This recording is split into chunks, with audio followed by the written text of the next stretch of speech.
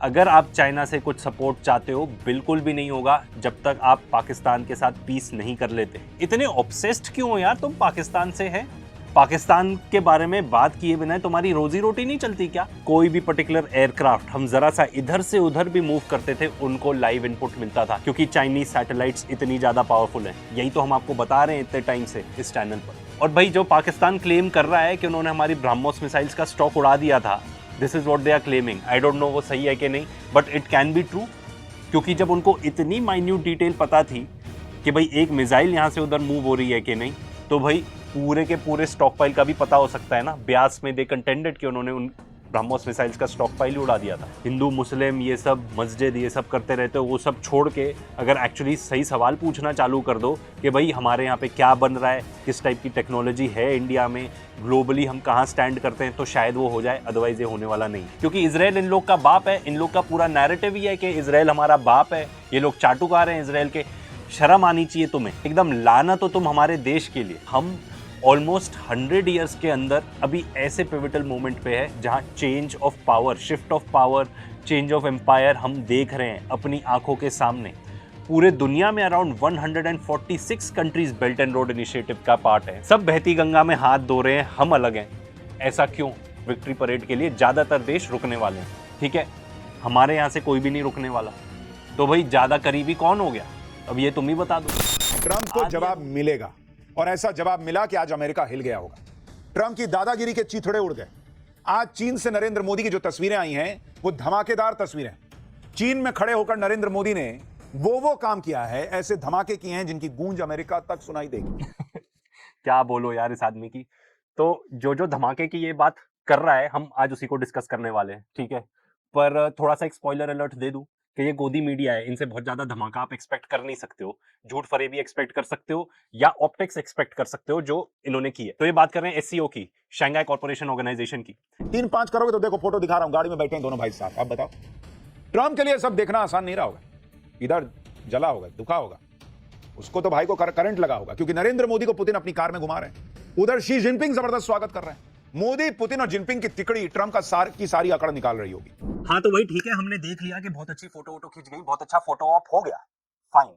पर बात क्या हुई ये तो बताओ, निष्कर्ष क्या निकला ये तो बताएंगे नहीं, हम बताते हैं आपको। एससीओ हुई थी चाइना में, साथ ही में साइडलाइंस में इंडिया चाइना की भी मीटिंग हुई थी। एक जो particular statement prime minister Modi ने दी, उन्होंने कहा India and China are victims of terrorism. तो बलोच ग्रुप्स ने चाइनीज वर्कर्स के ऊपर अटैक किया है पाकिस्तान में, उसको ब्लेम करते हैं, उसको कहते हैं कि ये है टेररिज्म। इंडिया ने हमेशा तिब्बत को रिकॉग्नाइज किया है, एंड इंडिया ने हमेशा ये स्टांस रखा है कि वहां पे तो बलूचिस्तान ही है ना, तो आप उधर जाके काम कर रहे हो तो फिर टेररिज्म कैसे हुआ? तो इंडिया का शिफ्टिंग ऑफ स्टांस ऐसे हुआ कि इंडिया तो वहां पे रेस करता था क्लेम्स कि भाई वहां पे ह्यूमन राइट्स वायलेशन हो रहा है, एंड अब उसको वो टेररिज्म मान रहे हैं। तो उन्होंने काफी हद तक अब चाइना का सपोर्ट कर दिया इन सब चीजों में कि ठीक है भाई आप जो कह रहे हो वो सही है, तिब्बत में भी टेररिज्म नहीं है। ट्रंप ये भी सोच रहे होंगे कि मोदी तो उनका फोन नहीं उठा रहे, 4-4 बार कॉल किया, मोदी ने जवाब दिया नहीं। या पुतिन से 1 घंटे कार में ही बात कर ली, 1-1 घंटे। जिनपिंग से घंटों घंटों बतिया ले रहे हैं। ट्रंप के लिए ये बहुत बेइज्जती जैसा है। अरे भाई बेइज्जती तो ठीक है भाई, पर हुआ क्या? इंडिया चाइना के बीच में क्या हुआ? चाइना ये बात ही नहीं कर रहा कि हमको अपने जो डिस्प्यूट है उसको सॉल्व करना है, वो तो ये कह रहा है कि भाई इससे हमारे रिलेशनशिप खराब नहीं होने चाहिए। चाइना हम ऑलरेडी जानते हैं काफी हद तक इंक्रोच कर चुका है इंडिया के बॉर्डर में, काफी सेटलमेंट्स बना चुका है अराउंड अरुणाचल प्रदेश। इनफैक्ट वो अरुणाचल प्रदेश को तो साउथ तिब्बत ही मानता है। ये सब पूरी बात हमने एक वीडियो में करी है, अगर आप डिटेल में समझना चाहते हैं तो उसको जरूर चेकआउट करना। क्या चाइना ये बता रहा है ये स्टेटमेंट जारी करके कि उनके लिए तो वो डिस्प्यूट है ही नहीं, वो तो है ही उनका? क्योंकि चाइना का ये मानना है कि जो मिकमैन लाइन बनाई हुई थी वो कोई बेसिकली बहुत ही जूनियर ऑफिसर था ब्रिटिशर्स का, तो चाइना क्यों माने उस पर्टिकुलर लाइन। पुतिन की मुलाकात की तस्वीरें, उनकी दोस्ती की चर्चा सिर्फ ट्रंप के व्हाइट हाउस में नहीं बल्कि चीन के सोशल मीडिया पर भी हो रही।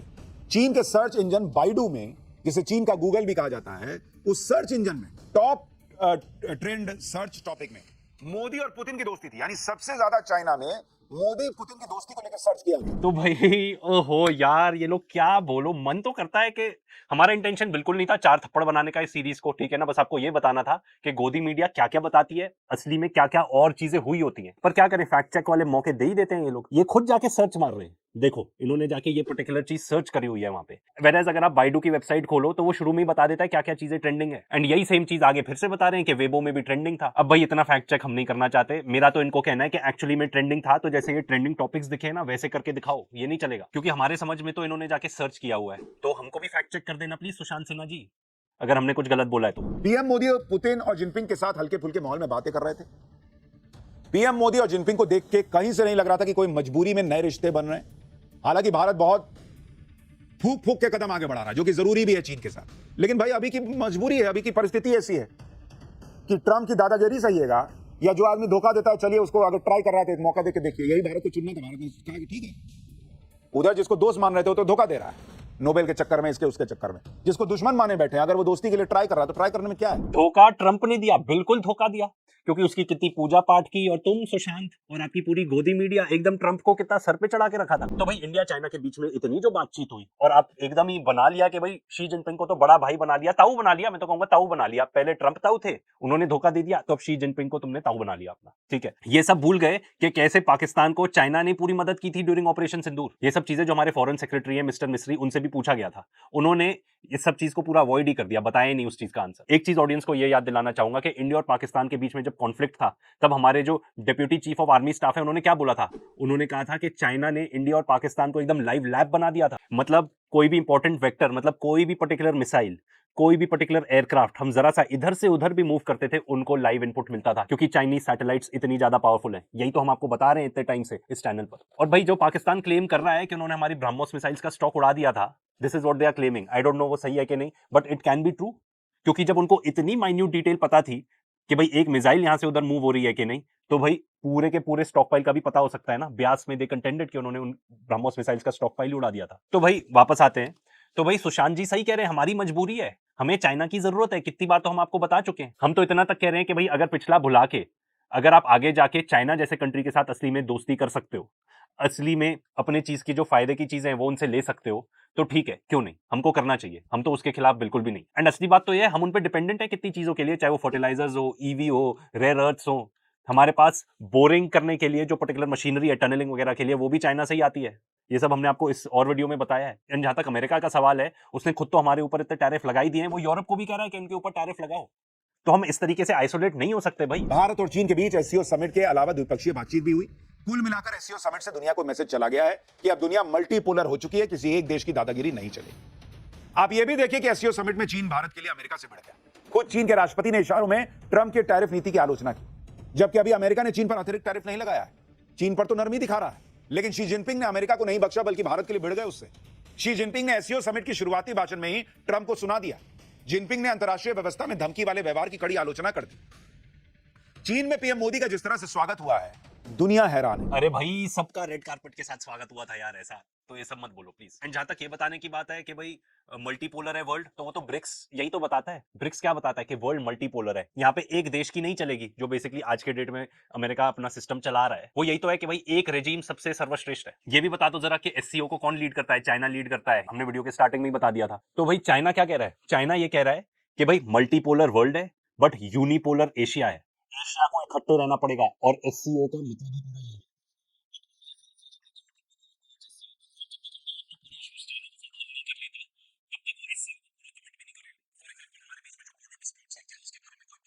आपने कुछ ऐसा बताया नहीं, ठीक है। दूसरा फंडिंग, हमारे यहाँ एफडीआई इतनी ज्यादा गिर गई है, हमें सख्त जरूरत है एफडीआई की। एंड हमारी जो फाइनेंस मिनिस्टर है वो भी बोल चुके हैं कि चाइनीज डायरेक्ट इन्वेस्टमेंट की भी जरूरत है, हमको उसकी तरफ देखना चाहिए। सैडली बायलैटरल मीटिंग को देख के ऐसा लगता है कि ऐसे कुछ मेजर स्टेप्स उठाए ही नहीं गए इंडिया और चाइना के बीच। ऐसा लगता है जैसे अभी तक चल रही थी चीजें वैसे ही चलती रहेंगी, हम चाइना पे डिपेंडेंट ही रहेंगे, अनलेस हम अपने यहाँ पे मेजर चेंजेस कर ले। जो तुम लोग ना इतना डिस्ट्रैक्ट करके रखते हो सबको, हिंदू मुस्लिम ये सब मस्जिद ये सब करते रहते हो, वो सब छोड़ के अगर एक्चुअली सही सवाल पूछना चालू कर दो कि भाई हमारे यहाँ पे क्या बन रहा है, किस टाइप की टेक्नोलॉजी है इंडिया में, ग्लोबली हम कहाँ स्टैंड करते हैं, तो शायद वो हो जाए, अदरवाइज ये होने वाला नहीं है। तो अभी जैसे चल रहा है कि भाई टेक ट्रांसफर वो कुछ करेंगे नहीं। आईफोन का एग्जांपल देख लो, जब मन चाहे चाइना अपने इंजीनियर्स को बुला लेता है, तो यहाँ पे आईफोन की प्रोडक्शन रुक जाती है। एंड ये सब तो बातें चल रही है एससीओ में, कुछ भी एक्शनेबल नहीं है। एंड सबसे बड़ी बात, एंड डोंट टेल मी कि ये डिस्कस नहीं होता होगा इंडिया चाइना की मीटिंग में, जब हमारे सारे पड़ोसी बेल्ट एंड रोड इनिशिएटिव के पार्ट है। पूरे दुनिया में around 146 countries belt and road initiative का पार्ट है। सब बहती गंगा में हाथ धो रहे हैं, हम अलग हैं। ऐसा क्यों? ठीक है, अब मैं ये नहीं कह रहा कि हमको बेल्ट एंड रोड इनिशिएटिव का पार्ट हो जाना चाहिए, बट एटलीस्ट इस चीज के बारे में ओपन डिस्कशन तो होना चाहिए। अगर मान लो ऐसा होता है तो हो सकता है बहुत सारी चाइनीज टेक्नोलॉजी हमारे यहाँ पे आ जाए। वैसे भी हम कुछ खास अपने आप से इनोवेट तो कर नहीं रहे, बट ये सब जितनी भी बात हो रही है ये सब बातें ही हैं। हमारे एक्शंस क्या कहते हैं? हमारे एक्शंस ये बताते हैं कि हम अभी भी अमेरिका की तरफ ही काफी फोकस्ड हैं। जिनपिंग ने तो पीएम मोदी के वेलकम के लिए अपनी खास कार एयरपोर्ट पर भेज दी थी। ये तस्वीरें आप देखिए, पीएम मोदी जिस काली कार में बैठकर एयरपोर्ट से जा रहे हैं, ये जिनपिंग की प्रेसिडेंशियल कार है।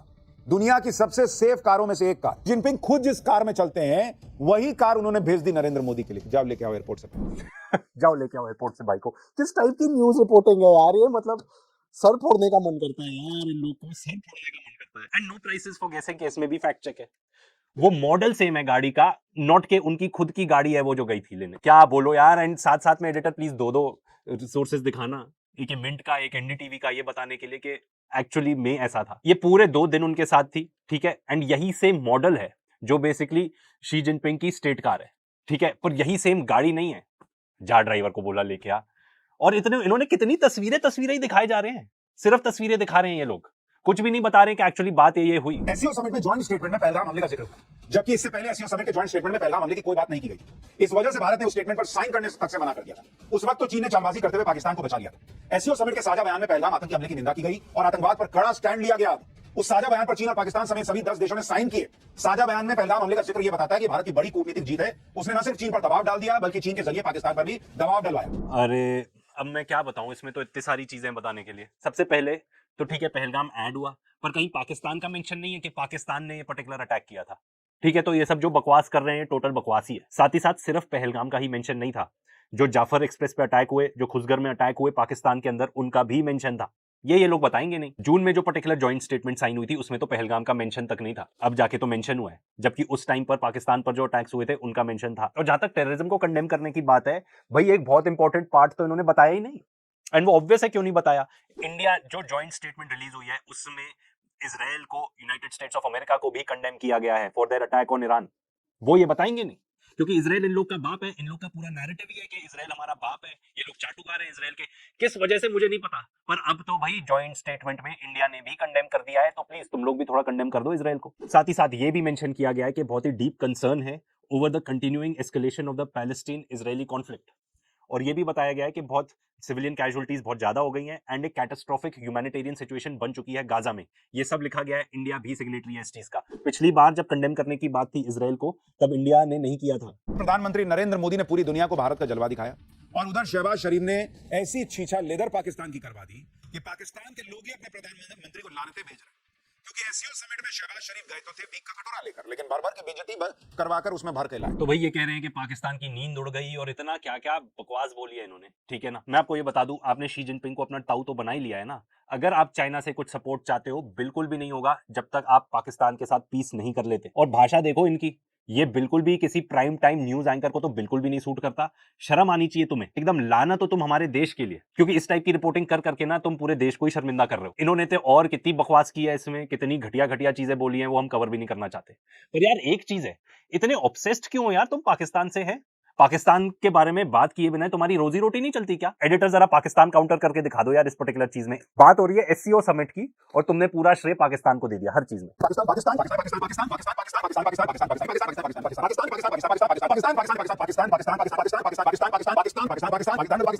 पाकिस्तान की बात नहीं करते। मतलब आप पाकिस्तान की बदनामी करना चाहते हो, ठीक है ना, और ये दिखाना चाहते हो कि हम कितने करीबी हैं चाइना और रशिया के। तो भाई ये न्यूज भी तो बता देते कि चाइना में विक्ट्री डे परेड होने वाली है। इनफैक्ट जितने भी सारे लोग हैं अभी जो अटेंड कर रहे हैं सारे देश, वो उस पर्टिकुलर विक्ट्री परेड के लिए ज्यादातर देश रुकने वाले हैं, ठीक है। हमारे यहां से कोई भी नहीं रुकने वाला। तो भाई ज्यादा करीबी कौन हो गया, अब ये तुम ही बता दो। आधी अधूरी रिपोर्टिंग करनी है, घटिया जर्नलिज्म करनी है, लोगों के दिमाग खराब कर। देखो एग्जैक्ट फॉरेन पॉलिसी अभी बहुत वेवर कर सकती है। साथ ही साथ ये भी ध्यान रखना पड़ेगा कि हम ऑलमोस्ट 100 ईयर्स के अंदर अभी ऐसे पिवटल मोमेंट पे है जहां change of power, shift of power, change of empire हम देख रहे हैं अपनी आंखों के सामने, from United States of America to the east, mainly China. तो ये जो नया ब्लॉक बन रहा है एससीओ, इसका एक मेजर पार्ट है। आप ये मान सकते हो ऑलमोस्ट कि ये एट एन अर्ली स्टेज है ऑफ जहां पे यूनाइटेड नेशंस था जब वो बना था। अब इंडिया इस टाइम पे अपनी फॉरेन पॉलिसी क्या शिफ्ट करता है, जो अभी तक हमेशा बहुत ही मतलब towards United States of America रहे हैं, क्या हम अब एक्चुअली शिफ्ट करने वाले हैं towards Russia and China? Russia के साथ तो हमारी ऑलरेडी अच्छी है, पर क्या हम चाइना के साथ अपने रिलेशनशिप्स इंप्रूव करेंगे? उसके लिए जो कॉम्प्रोमाइज करने हैं, जो अपने इनर स्ट्रेंथ डेवलप करनी है, क्या वो करेंगे? क्या बेल्ट एंड रोड इनिशिएटिव का पार्ट बनेंगे? ये तो अभी देखना बाकी है। बट अभी जो इंडिया के एक्शन से लगता है अभी भी हम काफी इन्वेस्टेड हैं into United States of America, और ऐसा ही रहने वाला है।